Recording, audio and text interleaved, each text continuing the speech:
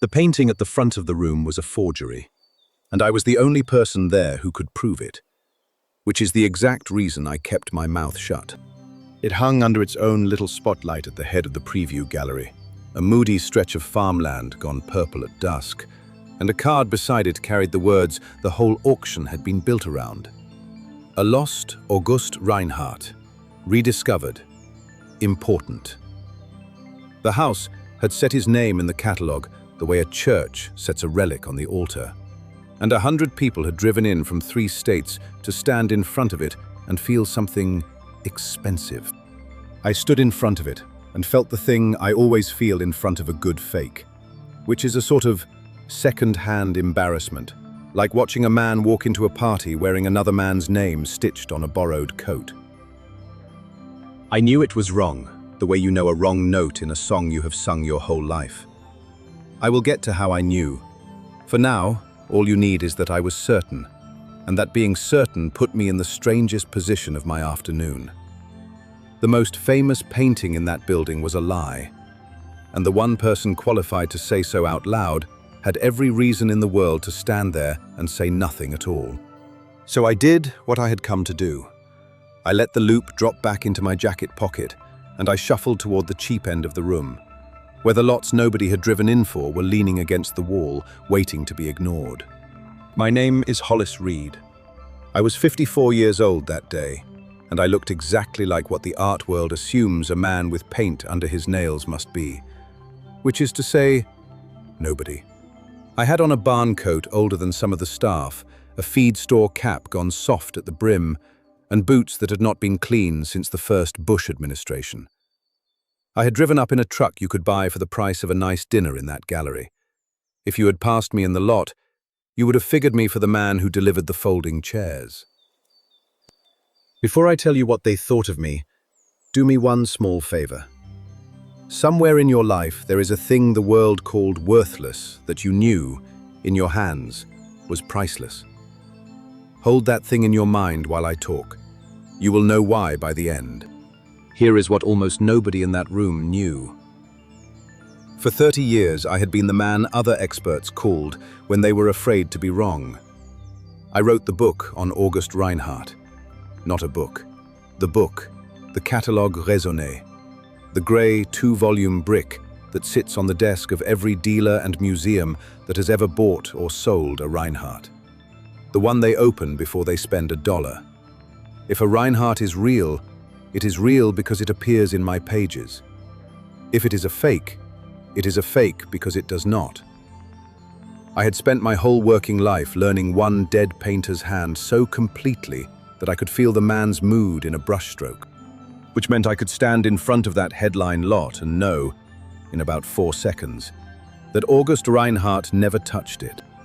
But I had not driven 2 hours into Lancaster County, Pennsylvania, to look at their forgery. I had come for lot 114. It was a small thing, propped on the floor against the wall in the section the house calls American School, which is the polite term for, we do not know who painted this, and we are not going to spend money finding out. A barn at first light, plain composition, an old bank barn the color of dried blood, a milk house, a smear of frost on the grass, the whole thing painted by somebody who had clearly stood in that cold and not minded. The card called it American School, artist unknown, circa 1940. Estimate $200 to $300. I knew the painter. I had known him my entire life. He was my father. His name was Tom Reed, and he painted houses and signs for money and farms for love. On Sundays, on a milk crate, with a cigarette burning down to nothing on the lip of an old paint can. He never sold a canvas in his life that he signed with his own name, because a slip dealer out of Philadelphia named Garrow figured out, when I was 9 years old, that my father's farms were good enough to pass for somebody famous if you scraped the bottom corner and let the right people assume. So that is what he did. He bought my father's best work for the price of the materials, and he sold them as minor Reinhardts to men who wanted a Reinhardt and could not afford a real one. My father got $11 and a handshake. The paintings got a dead man's name, and my father went to his grave being called, by the 2 or 3 people who ever saw him work, a hack who copied his betters. He was not a hack. He was the better.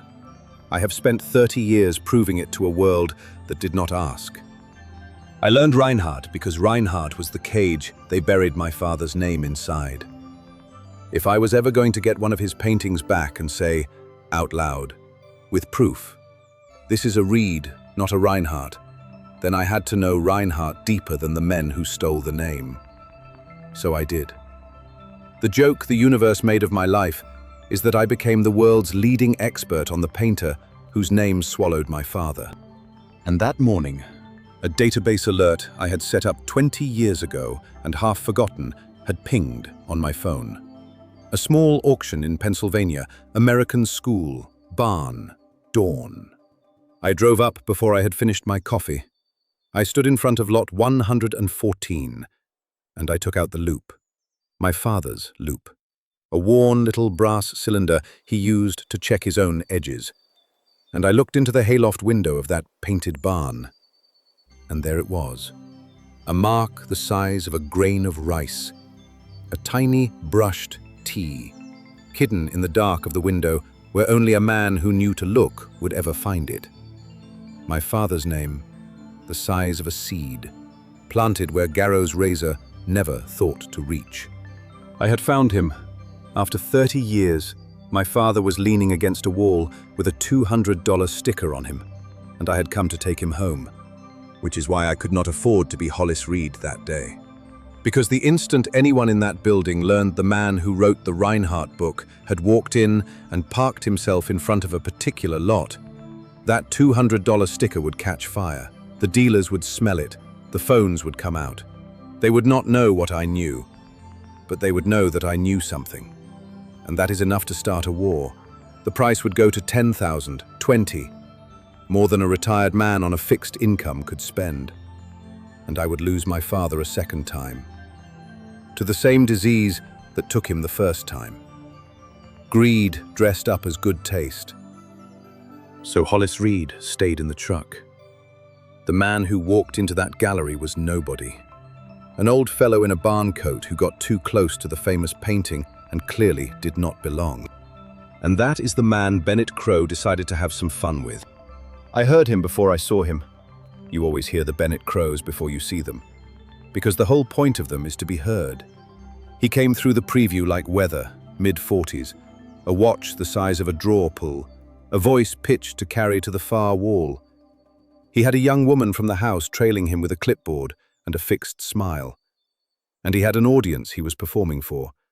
A silver-haired man by the wine table I would later learn was a museum trustee named Holloway, the kind of man whose approval Bennett wanted the way a dog wants off the porch. Bennett planted himself in front of the Reinhardt, my Reinhardt, the fake one. And he said, loud, "There she is. That's the one. That's the headline." He said the painter's name, and he said it wrong, the way men do when they have read a word more than they have heard it. Reinhardt. Hard on the front, when any fool who had spent an evening with the work knew it was said soft, almost German. Rain art, like weather and a craft put together. A small thing, but I have learned that the small things tell you everything, and the small thing told me Bennett Crowe had bought the name and never once heard the music. Then he turned, and he found me. I was still near the cheap wall, a careful 6 feet from lot 114, trying to look like a man with nowhere in particular to be. Bennett looked me over the way you look over a stain on a tablecloth. "Sir," he said, and he made the word do a lot of work. "Sir, this is a preview for the sale. Are you with a delivery?" "Just looking," I said. "Just looking." He smiled at the trustee, inviting him in on it. "You came to the right place to look, then. Plenty to look at. Most of it you'll never get closer to than this." He nodded at the famous fake. "Do me a favor and keep your hands to yourself near the important pieces. Some of us are here to actually buy." I said nothing. I have a great deal of practice saying nothing. It is a skill, like anything else. and I have had a lifetime to get good at it. That was the first of it, and it did not cost me much. I had been called worse by better. The young woman with the clipboard, the one trailing Bennett, looked at the floor, and I saw her jaw tighten, and I filed that away. Her name, I would learn, was Tessa Marlowe. She was 33, and she worked the cataloguing desk, which is the part of an auction house where the actual knowing gets done by people who are never allowed in the photographs. She had no fancy degree. She had taught herself the way I taught myself, by looking until her eyes hurt, and then looking more.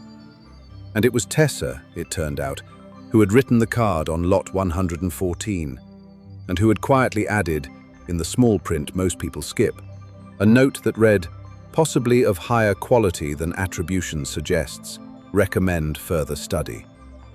She had seen something in my father's barn, she did not know what, but she had refused to lie about it, even in 8 words of small print. And in a building like that, 8 honest words can get you a talking to. She found me a few minutes later by the cheap wall, alone, and she did a thing nobody in that room had done. She brought me a folding chair. "You've been on your feet a while," she said. "There's no rule against sitting." "Thank you," I said. And then, because I am weak, and because I had stood in front of my father all morning with no one to tell, I let myself murmur, "That barn, the little one. Whoever did that knew his weather." She looked at me, surprised, the way you look at a stranger who has just finished your sentence. "I think so too," she said quietly. "Nobody else does. They've got it down as nothing." She glanced toward the Reinhardt, where Bennett was holding court. "Funny what gets the spotlight." "Funny," I agreed. I almost told her then. It would have been so easy, and it had a 30-year head start. That barn is a reed. I almost said, and I would know, because the man who painted it taught me to hold a brush.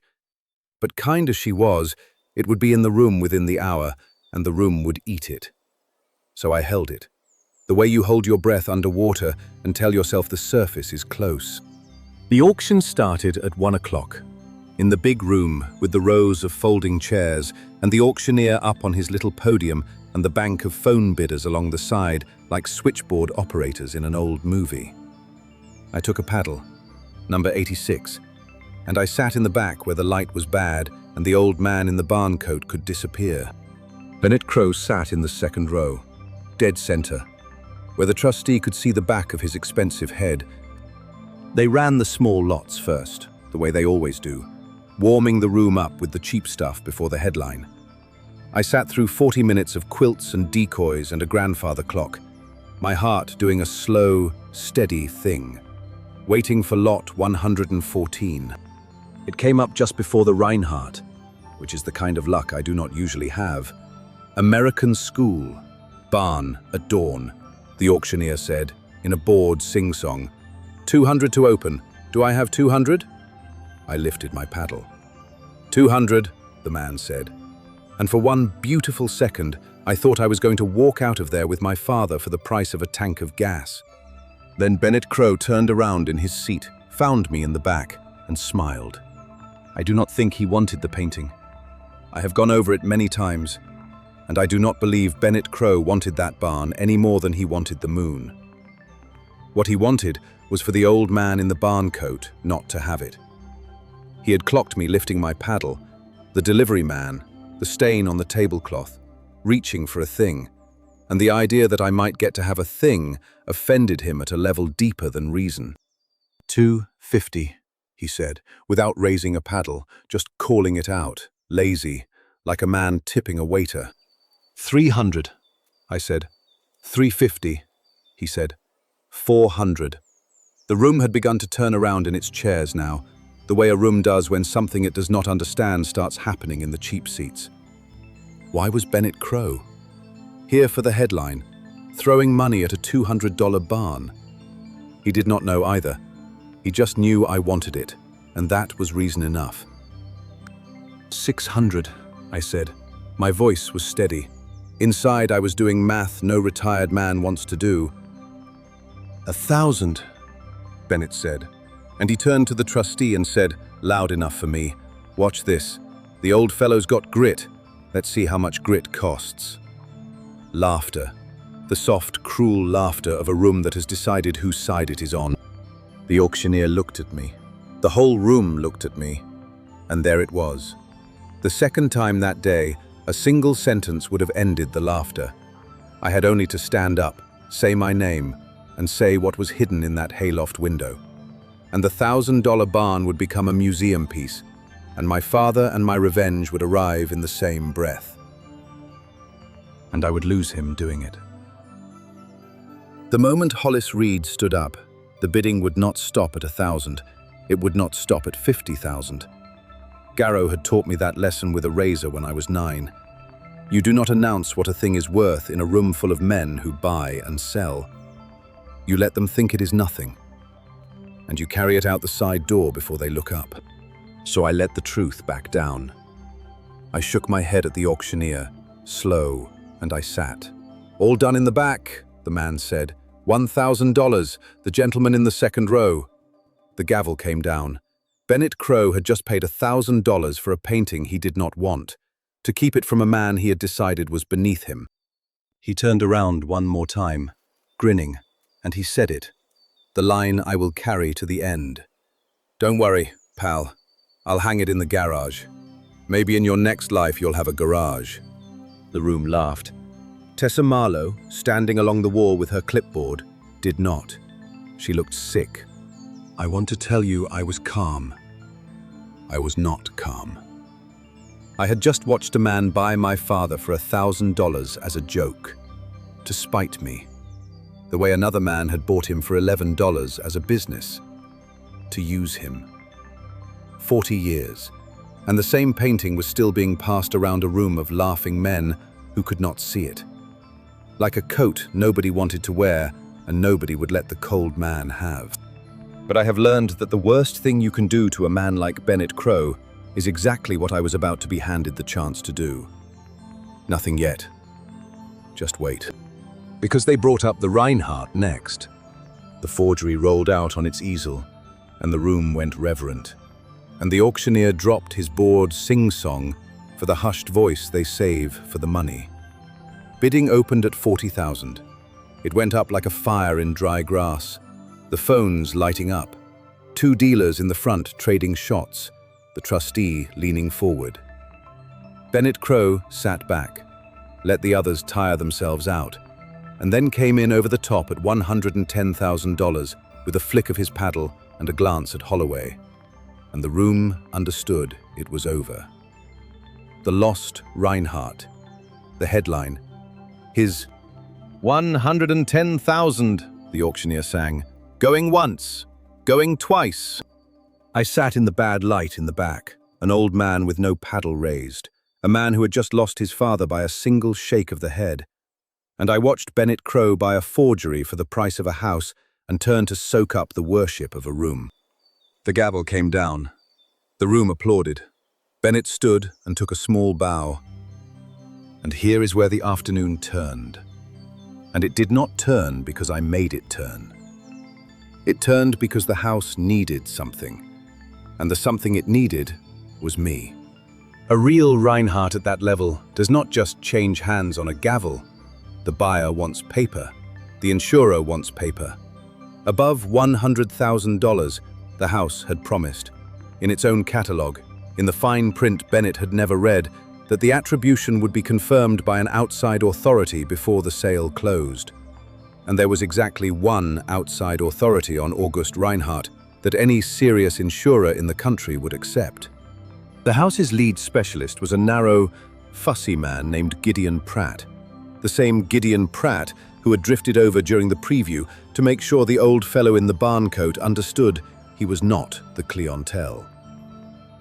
Pratt had spent the whole sale fawning on Bennett, the way men like Pratt fawn on money, and he had spent the week before the sale, I would learn, overruling a certain cataloger's quiet, inconvenient notes. Now, with the gavel down and a 6-figure Reinhardt to confirm, Pratt had a problem he had been putting off, which was that he had to actually produce the authority. He came out from the side office with a phone to his ear, looking grey. I heard the tail end of it as he crossed the room. He was trying to reach me. He was trying to reach the office of Hollis Reed, to schedule the confirmation, and somebody on the other end was telling him that Mr. Reed was traveling and could not be reached. Because Mr. Reed was, at that moment, sitting in a folding chair 40 feet away in a feed store cap. Tessa Marlowe saw it first. She had been near me twice that day, close enough to hear an old man murmur about weather and a hidden hand, and something in her had been chewing on it ever since. She looked at Pratt, saying my name into the phone. She looked at me. I watched her do the arithmetic, and I watched her decide, in the quiet way that the brave decide things, not to keep it to herself. She walked up to Gideon Pratt in front of the cooling, triumphant room, and she said, not loud, but clear enough, "I think the man you're calling is sitting in the back row." Pratt laughed at her. Of course he did. "Don't be absurd," he said. And the absurd was doing the same work Bennett Sir had done all afternoon. But Tessa did not move, and Pratt, to shut her up, walked back to where I sat, fully prepared to embarrass the cataloguer who did not know her place. He stopped in front of me. He looked at the barn coat. He looked at the cap. And then, because Gideon Pratt had built an entire career on knowing exactly one thing, which was who, some animal part of him began to suspect, under all that flannel, that he had seen this face before. On the back of a grey 2-volume brick that sat on his own desk. "Sir," he said, and the word came out very differently than it had at the preview. "I'm sorry to bother you. May I ask your name?" I stood up.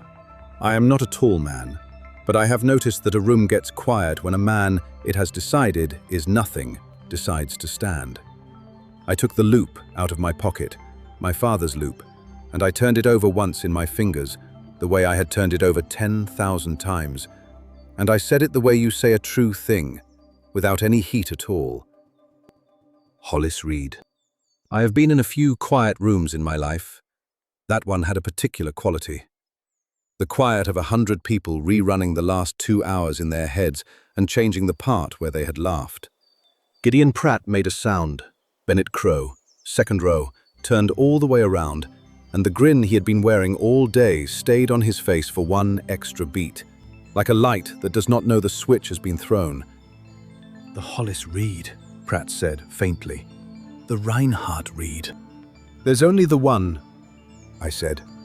To his credit, Pratt was a professional. Under the fawning, he understood, faster than Bennett did, what it meant that the only man qualified to confirm his headline lot had been standing in his own gallery all afternoon, being told to keep his hands to himself. "Mr. Reed," he said, and you could hear him reaching for the rope of his own dignity. "We would, of course, be honored to have you confirm the Reinhardt. It would close the sale. The buyer," and he gestured at Bennett, "is naturally eager." "I'll be glad to look at it," I said. "I already have." There is a kindness you can do a man in that moment. And there is a truth you owe a room, and they are not the same thing. I took no joy in the next part, or only the low, quiet kind a man takes in a debt finally paid by the right person. I walked up to the front of the room, to the famous painting on its easel, and the crowd parted for the barn coat now the way it would have parted for a tailored suit an hour ago. And I put my father's loop to my eye and looked at August Reinhardt's masterpiece one more time, so no one could say I had not. Then I lowered the loop, and I told them, "This is a very good fake," I said. "It is good enough that it fooled a great many people who should know better, and it is good enough that I understand why it is hanging where it is. But August Reinhardt did not paint it." You would think a thing like that would cause an uproar. It did not. Not right away. It caused silence, the bottom dropping out of a room all at once. $110,000 of silence. "You're mistaken," Bennett Crow said. His voice did not carry the way it had. "You're some guy in a hat. You're mistaken." I have learned not to argue with men like Bennett. Arguing is what they want. Because a shouting match between a famous man and a strange one ends with both of them looking strange. So I did not argue. I told them what I knew, plain, the way you read a meter. Reinhardt, I told them, never used a particular blue that sat right there in that twilight sky, because the pigment that made that blue was not manufactured until 11 years after he was in the ground. Reinhardt signed his farms in the lower right, always, with a particular hook on the D, and this signature had the hook on the wrong side, a mistake a forger makes when he learns a signature from a photograph instead of from 1,000 real ones. And Reinhardt, who painted the same county his whole life, never once in 400 documented canvases painted a bank barn with the ramp on the south side. Because the barns he loved did not face that way, and a man does not invent a barn he has never leaned against. I knew these things, I said, because I had spent 30 years writing them down. And I said the last part looking at Gideon Pratt into Bennett. Every one of these facts is in the Catalogue Raisonné, Volume 1. It is on your desk. You sold a forgery your own reference book would have caught, because you were in a hurry, and because the man who could have told you for free was standing by your cheap wall, and you told him not to touch anything. Pratt said nothing. There was nothing left for him to say. I could have stopped there. The fake was a fake. The headline was dead. The room had its reversal. But I owed somebody more than that, and it was not Bennett, and it was not myself. You overruled your own cataloguer, I said. Miss Marlowe flagged a lot in this sale as better than its label. She was right. She was right about more than she knew. I turned to the floor, to the rows of folding chairs, to the dealers and the trustee and the cooling crowd. Lot 114, the barn at dawn, the one the gentleman in the second row bought for $1,000, to keep an old man from owning it. I let that sit, just long enough. That one is real. That one is the only important painting that changed hands in this room today. Bennett's face did a complicated thing. It's a $200 barn, he said. You said it yourself. You bid on it. I bid on it, I agreed, because it is the finest thing I have stood in front of in 10 years, and because the man who painted it is my father, and because some dealer with a razor erased his name 40 years ago and called him a hack, and I have spent my whole life learning how to put it back. I took out the loop again. There is a mark in the hayloft window the size of a grain of rice, a brushed letter T, Tom Reed. It is hidden where a forger would never bother to look, because real painters hide things for the joy of it, and forgers only hide things they are ashamed of. You can confirm it yourself. Miss Marlowe can show you. She has the eye for it. She is the only person who works in this building who does. The room, which had come to worship a famous name, sat in its folding chairs and understood, all at once, that it had spent the afternoon laughing at the one man in the county who could tell it the difference between a thing and its price. The rest came fast, the way these things do once the floor is gone. No insurer in the country would confirm the Reinhardt over my objection. So the sale could not close, and Bennett Crow's $110,000 headline became $110,000 of nothing. The trustee, Holloway, the man whose approval he had performed for all day, picked up his coat and left without a word, the way you leave a table when you realize who you have been sitting with. Bennett called after him. Holloway did not turn around. And the barn he had bought to spite me, and could not now unbuy, sat at the front of the room being seen, for the first time in its life, by people who finally understood it. He had chased a famous name and laughed at a poor one, and in one afternoon the famous name turned to dust in his hands, and the poor name turned to gold. Both of them because of the old man in the barn coat he had told to keep his hands to himself. He did not hang it in his garage. He could not afford to. He sold the barn back to me a week later through Pratt at the price he had paid, because by then He wanted nothing in his life with my father's name on it. And because a man who has just been shown to the whole world as someone who cannot tell gold from a gilded lie will pay to make the evidence go away. I bought my father home for $1,000. It was the best money I have ever spent. Tessa Marlowe did not go back to the cataloguing desk, I made sure of that, though she did most of it herself. A house that has just sold a six-figure forgery and been saved from a lawsuit by its lowest-paid, honest employee tends to find, very suddenly, that it values honesty.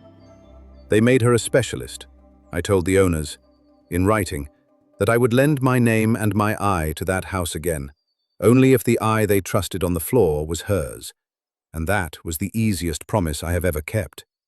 Because she has the one thing none of the rest of them had, which is the willingness to look at a thing until it tells her the truth, even when the truth is worth nothing and the lie is worth a fortune. She has my father's old loop now. I taught her where to point it. What happened to Bennett Crowe, in the end, was not very much, and that is its own kind of justice. He was not arrested, he had not committed a crime, only a foolishness, and the only sentence the world hands down for that is the one that matters most to a man like Bennett, which is that the people he most wanted to impress watched him fail at the one thing he had bought his way into a room to be good at. He still has money, he still has the watch, he goes to the sales, but the dealers know now, and the trustees know, and at some level Bennett knows, that he is a man who can read a price card and nothing else. And in his world, that is a kind of nakedness no amount of money will cover. I drove home that night with my father in the back of the truck, wrapped in a moving blanket, the barn facing up so the frost on the grass caught the streetlights. He hangs in my front room now, where the morning sun comes in, with a small brass plate under him that says the only words that ever mattered. Tom Reed, American, painter. Not American school, not artist unknown, not a hack who copied his betters. A painter, his own name, in the light, where everyone can see it. If you have one of those, the thing the world called worthless, that your two hands always knew was priceless, do not wait 40 years to put its right name on it. And if there is a Tessa in your life, some quiet person who brought you a chair when the room had decided you were nobody, find her and tell her you saw it. The loudest man in that room paid $110,000 to be looked up to, and lost it all in an afternoon. The quietest one in it paid $1,000 to bring his father home, and would not trade that barn for every Reinhardt ever painted, real or otherwise. I always could tell the difference. That was rather the point.